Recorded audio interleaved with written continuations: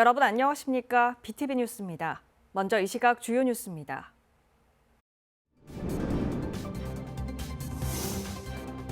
부산도시철도가 도입한 신형 승차권 발매기에 심각한 오류가 발견됐습니다. 취재가 시작되자 부산교통공사는 긴급 점검에 나섰습니다.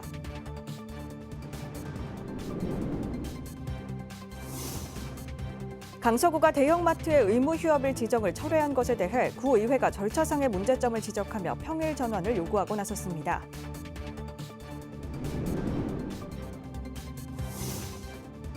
소외되기 쉬운 이웃들을 찾아 자원봉사 활동을 통해 이웃사랑을 실천하는 이들이 있어 훈훈함을 더하고 있습니다.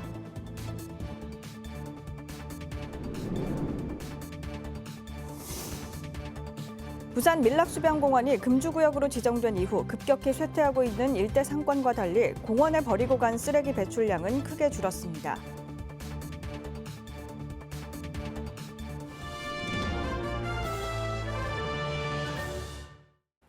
부산도시철도는 지난해 승차권 발매기를 모두 교체했습니다. 마그네틱 승차권 대신 QR코드를 이용한 승차권과 모바일 승차권을 도입했는데요. 도입 1년이 지났는데 심각한 결함이 발견됐습니다. 공사 측은 이 기간 문제를 전혀 인식하지 못하고 있었습니다. 김석진 기자의 단독 보도입니다. 부산 도시철도는 만 65세 이상 경로 우대자나 장애인과 국가유공자 등은 무임승차가 가능합니다. 복지카드나 승차권 발매기에서 일회용 우대권을 발급받아 사용하면 됩니다. 그런데 이 승차권 발매기에서 심각한 오류가 발견됐습니다. 기자가 운전면허증을 올려놓자 우대권이 발급됩니다. 옆에서 지켜보던 영무원은 당혹감을 감추지 못합니다. 요즘 수업이나? 고성인 같은데 따뜻도 없이 들었었나요? 네. 이번엔 다른 역사를 찾아가 봤습니다. 이것도 마찬가지입니다. 다른 기기도 이용해 봤습니다. 한두 차례 인식을 못하는가 싶더니 역시나 우대권이 나옵니다. 1호선 세계 역사 10여 대의 승차권 발매기에서 제 운전면허증으로 뽑은 일회용 우대권은 10여 장이 넘습니다. 다른 시민의 운전면허증도 넣어봤습니다. 어김없이 우대권이 발급됩니다. 우대권이 있는 건 알았는데 신분증으로 되는지는 몰랐어요. 문제는 이뿐만이 아닙니다. 우대권은 최초 발급 이후 15분 이내 연속 발매가 되지 않아야 합니다. 그런데 기자뿐만 아니라 경로 대상자도 한 기기에서 연속 발매가 가능했습니다. 취재가 시작되자 부산교통공사는 원인 파악을 위한 긴급 점검에 나섰습니다. 여러 가지 신분증 중에서 특정 신분증에서 지금 오류가 발생하고 있다는 걸 파악을 했습니다. 저희들 최대한 빠른 조치를 취해서 승객 이용에 불편이 없도록 최선을 다하겠습니다. 부산교통공사는 지난해 승차권을 마그네틱에서 QR코드 형식으로 바꿨습니다. 이를 위해 108개 역사, 240여 대의 승차권 발매기를 교체했고 164억 원을 썼습니다. 하지만 신분증 인식 오류라는 심각한 문제가 드러나면서 이를 1년 넘게 인지하지 못한 공사에 대한 비난은 피할 길이 없어 보입니다. BTV 뉴스 김석진입니다. 강서구의 대형마트 휴업일 지정 철회에 대해 반발이 계속되고 있습니다. 강서구 의회에서도 의무 휴업일을 평일로 지정하라는 요구가 나왔는데요. 휴업일 지정을 폐지하는 과정에서 충분한 의견을 듣지 않았다는 지적도 나왔습니다. 장동원 기자입니다. 지난 13일 강서구 의회 정례회 본회의에서 김정용 의원은 대형마트 의무 휴업을 마트 자율에 맡긴 강서구를 질타했습니다. 소상공인의 생존권과 마트 근로자의 건강권, 휴식권을 외면하고 경제적 이익만 따졌다는 지적입니다. 이처럼 파장이 큰 결정을 내리면서도 그 과정은 매우 미흡했다고도 꼬집었습니다. 강서구의 의견 수렴은 대형마트 관계자와의 면담이 전부였습니다. 소상공인, 마트 근로자 의견은 반영되지 않은 겁니다. 결정 후에도 구청 홈페이지에 2차례 일방적인 공고가 전부였습니다. 다른 특정 지자체 같은 경우는 사실은 이런 부분이 민감하다 보니까 여러 번 간담회를 가져가지고 최종 결정을 하시는 부분이 있는데 절차가 없이 소통이 없이 그냥 결정하게 된 게 상당히 매우 유감스럽게 생각하고 있습니다. 그러면서 김 의원은 마트 의무 휴업일을 평일로 전환해 지정할 것을 요청했습니다. 한편 지난 4월과 5월 마트 노조를 비롯해 강서구 소상공인 등은 집회를 열고 구청장에게 직접 의무 휴업일 지정을 요구한 바 있습니다. BTV 뉴스 장동원입니다. 햇수로 20년 가까이 또는 10년 넘게 때로는 짧은 기간이지만 이웃을 위해 봉사활동을 하는 분들이 우리 주변에 많이 계신데요. 이웃들의 나눔 봉사로 소외되기 쉬운 이웃들의 따뜻한 한 끼가 챙겨지고 있습니다. 우리 주변의 조용한 천사들을 만나봤습니다. 박철우 기자입니다. 부산 서구에 위치한 한 무료 급식소. 오전 11시부터 식사가 시작되지만 이미 식당 밖은 긴 줄이 서 있습니다. 이런 마음을 아는지 음식을 준비하는 봉사자들의 손길도 덩달아 빨라졌습니다. 이어 식사 시간이 시작됩니다. 식판을 받아가는 대부분은 혼자 사는 어르신들. 이 동네 거주자는 아니지만 한 끼를 해결하러 30분 거리에서도 찾기도 합니다. 맛있게 해주고 나온 사람들에게 도와주고 하면 고맙습니까? 감사하는 말이지. 200명, 300명 밥해 주이라고 너무 수고가 많고 우리가 좀 미안해. 우리가 밥을 해서 먹어 좀 미안합니다. 오전부터 준비한 반찬과 밥 양이 줄어들 때마다 보람을 느끼는 봉사자들. 길게는 20년 가까이, 짧게는 10년 등 기간도 다양하지만 이웃을 향한 마음은 같습니다. 봉사를 하고 나면 마음도 뿌듯하고 좋아요. 저희도 나이를 먹고 그러니까 나이 드시는 어르신들께 대접을 하니까 마음이 항상 즐겁고 보람이 있습니다. 행여 다리가 불편해 급식소에 오지 못하는 어르신들에게는 밥과 국, 반찬을 포장해 전달합니다. 양파 손질하면서 눈물이 엄청 많이 났거든요. 그런데 어르신들이 너무 맛있게 드시고 보니까 너무 기분 좋습니다. 15년 가까이 음식을 제공하고 있는 부산 연탄은행 무료 급식소. 하루 200명씩 1년 동안 5만 명의 이웃이 무료 급식소를 이용하고 있습니다. 최근 치솟는 물가와 경기 침체의 여파로 힘든 상황이지만 그래도 따뜻한 한 끼를 전할 수 있어 행복합니다. 또 요즘 또 경제적으로 어렵다 보니까는 이제 그 봉사자님들과 후원자 좀 어려운 상황이 있습니다. 그래서 우리 주위에는 아직 그 연세 많으신 분들 또 함께 대 걱정 있는 분들 많이 계시니까 많은 분들의 도움이 있으면 참 좋겠다 이제 그런 생각을 가지고 있습니다. 따뜻한 한 끼 밥을 함께하며 나눔을 실천하는 무료 급식소. 자원봉사자들의 온정이 더해지며 소외되기 쉬운 이웃들의 따뜻한 한 끼가 챙겨지고 있습니다. BTV 뉴스 박철우입니다. 부산 밀락수변공원이 금주구역으로 지정된 지 1년, 긍정적인 효과도 있었습니다. 급격히 쇠퇴하고 있는 일대 상권과 달리 공원에 버리고 간 쓰레기 배출량은 크게 줄었습니다. 김윤정 기자입니다. 금주구역 지정 이후 밀락수변공원. 방문객이 줄다 보니 자연스레 쓰레기 양은 크게 줄었습니다.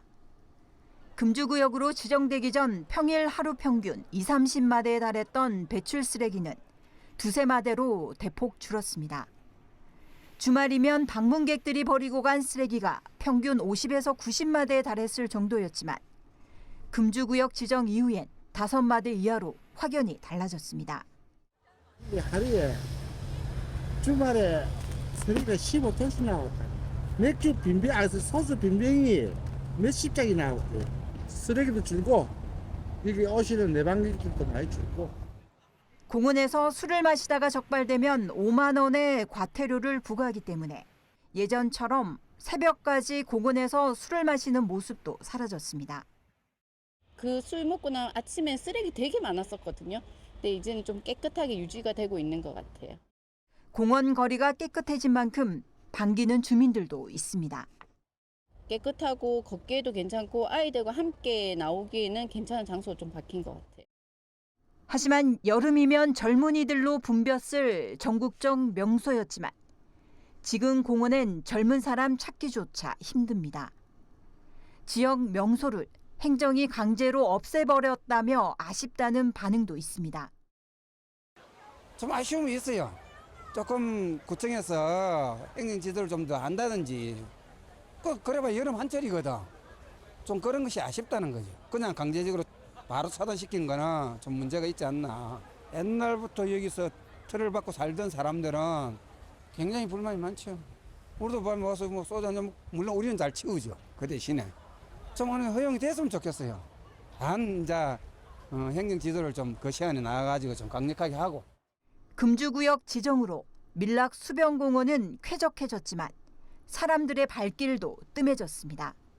BTV 뉴스 김윤정입니다.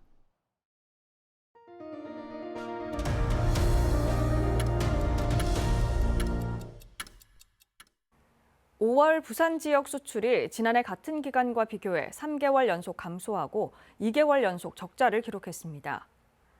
부산본부세관에 따르면 부산 5월 수출은 9.4% 감소한 12억 6,300만 달러, 수입은 10.4% 감소한 12억 6,800만 달러로 무역 수지는 500만 달러 적자를 보였습니다.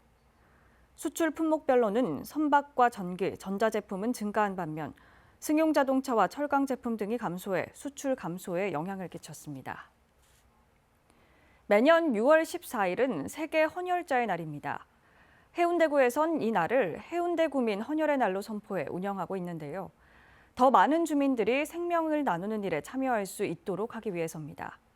올해도 16일까지 해운대구민 헌혈 나눔 주간이 진행됐습니다. 차선영 기자가 보도합니다. 직업 군인인 김봉민 씨는 오늘로 205번째 헌혈에 참여했습니다. 고등학교 때 처음 헌혈에 나섰고 군인이 되면서 생명을 나누는 일에 본격적으로 팔을 걷어붙였습니다.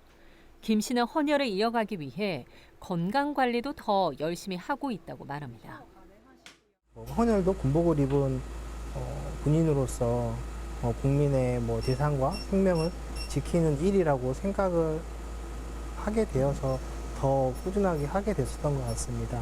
아마 앞으로 이제 제가 오늘 205회째를 했는데 더 건강한 신체를 유지하면서 300회, 400회 제가 할 수 있는 데까지 꾸준하게 이렇게 하고 싶습니다. 해운대구는 세계 헌혈자의 날인 6월 14일을 해운대구민 헌혈의 날로 선포해 운영하고 있습니다. 전국 기초지자체 중 최초입니다. 헌혈이 가능한 인구가 줄어들고 중증 수혈 환자는 증가하는 등 헌혈의 필요성과 의미를 많은 사람들에게 알려 지역 내 혈액 수급 문제를 해소하기 위해서입니다. 구는 해운대 구민 헌혈의 날을 제정한 2020년 이후 매년 6월 14일 헌혈의 날을 포함한 일주일 정도를 헌혈 나눔 주간으로 운영하고 있습니다. 실제로 이 기간 헌혈자는 크게 증가하는 것으로 나타났습니다. 지난해 해운대 헌혈의 집을 찾은 헌혈자는 하루 평균 30.9명, 헌혈 주간으로 운영된 기간 동안 하루 평균 헌혈자는 37.7명이었습니다. 평소보다 일주일 기준으로 50여 명 더 많은 헌혈자가 생명 나눔에 동참한 겁니다. 우리가 팬데믹을 겪으면서 헌혈의 필요성이 어느 때보다 더 중요해졌습니다. 그래서 많은 분들이 헌혈에 참여할 수 있도록 널리 알리기 위해서 구민 헌혈의 날을 운영하고 있습니다. 6월 10일부터 6월 16일까지 생명 나눔 헌혈 주간을 운영합니다. 많은 분들의 참여를 부탁드립니다. 대다수 시민들이 마스크를 벗고 일상으로 돌아갔지만 헌혈자 수는 코로나19 이전 수준을 회복하지 못하고 있습니다.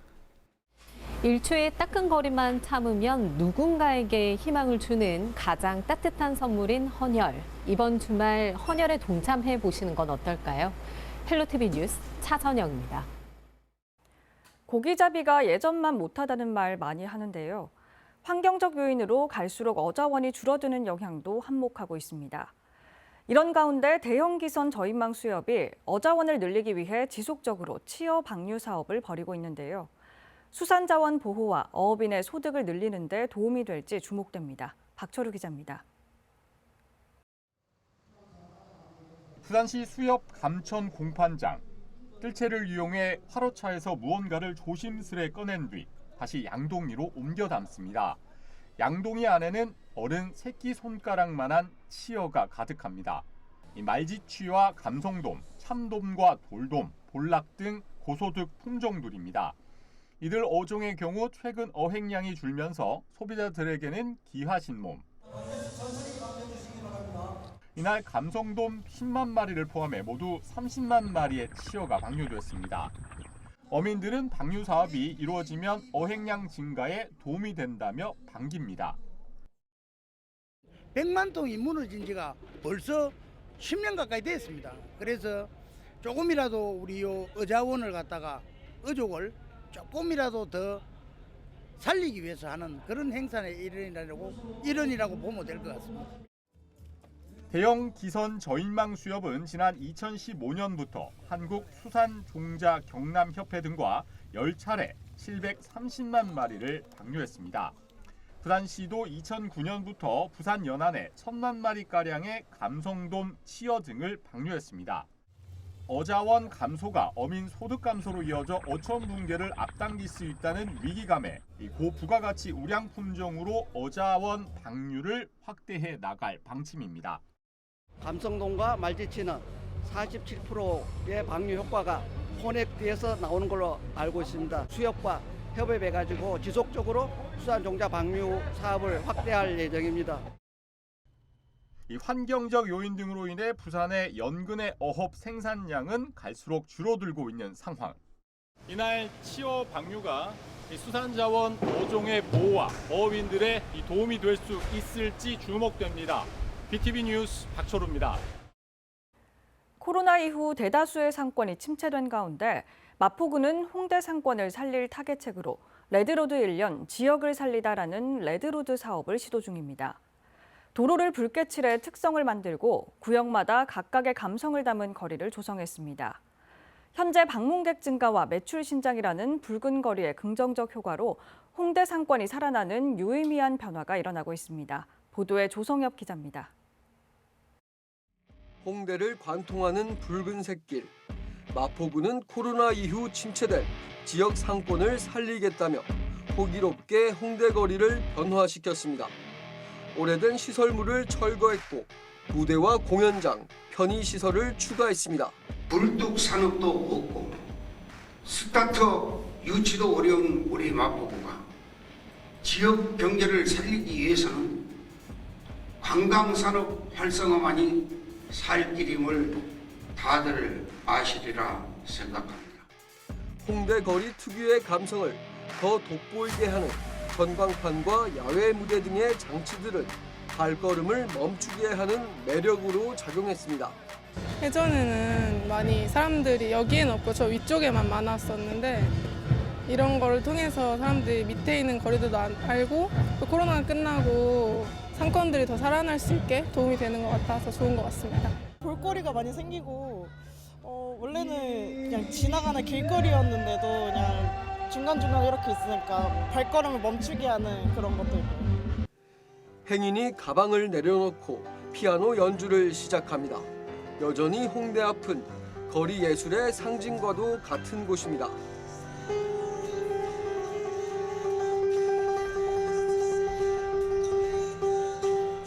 홍대 레드로드가 첫 선을 보인 건 지난해 5월이었습니다. 경의선 철길부터 홍대거리, 당인리 발전소까지 이어지는 2km 길이의 길을 변화시킨 것. 길은 아론부터 알텐까지의 구역으로 나뉘는데 구역마다 각기 다른 특색이 있습니다. 레드로드의 시작점인 아론과 알투 구역은 음식점과 카페, 버스킹 거리로 채워져 있습니다.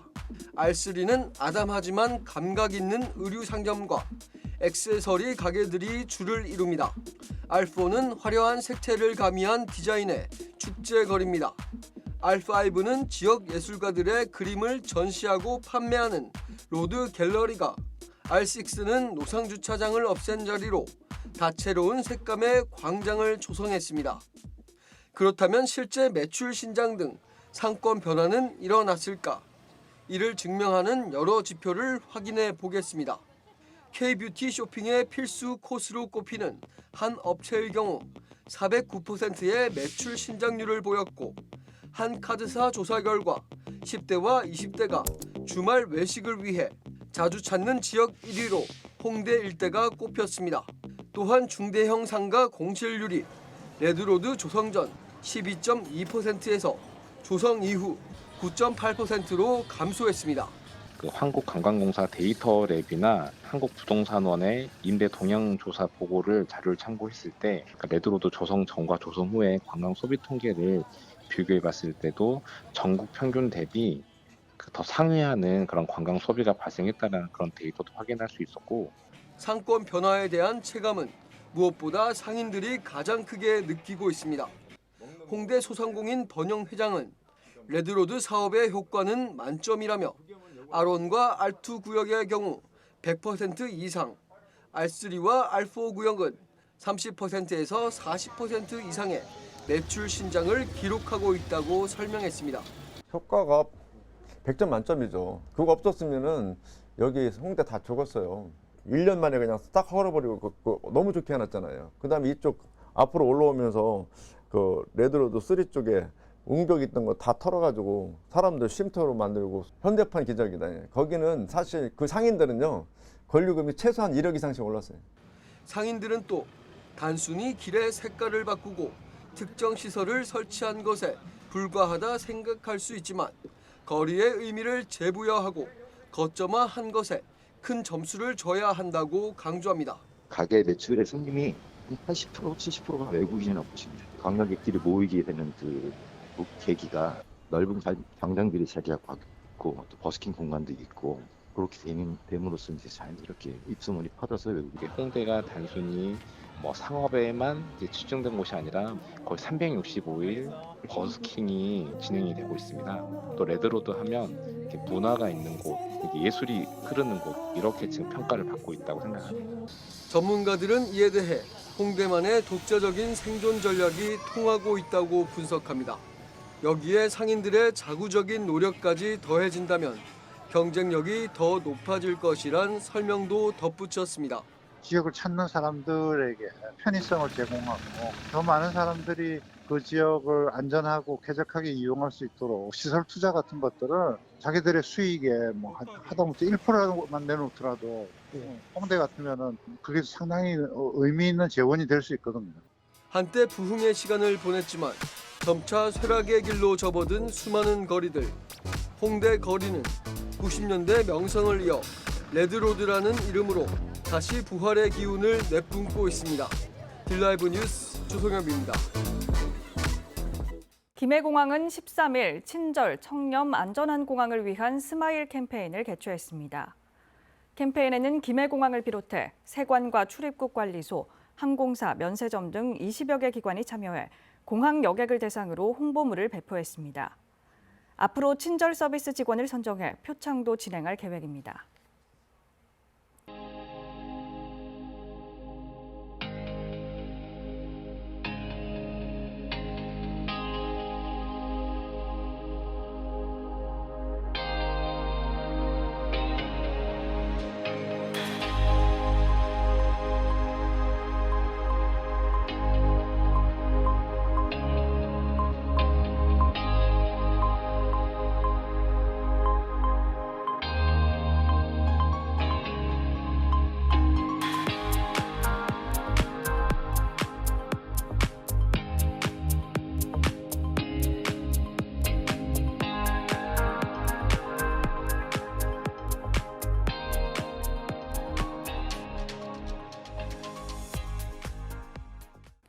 BTV 뉴스 마칩니다. 시청자에게 힘이 되는 뉴스로 다시 찾아뵙겠습니다. 고맙습니다.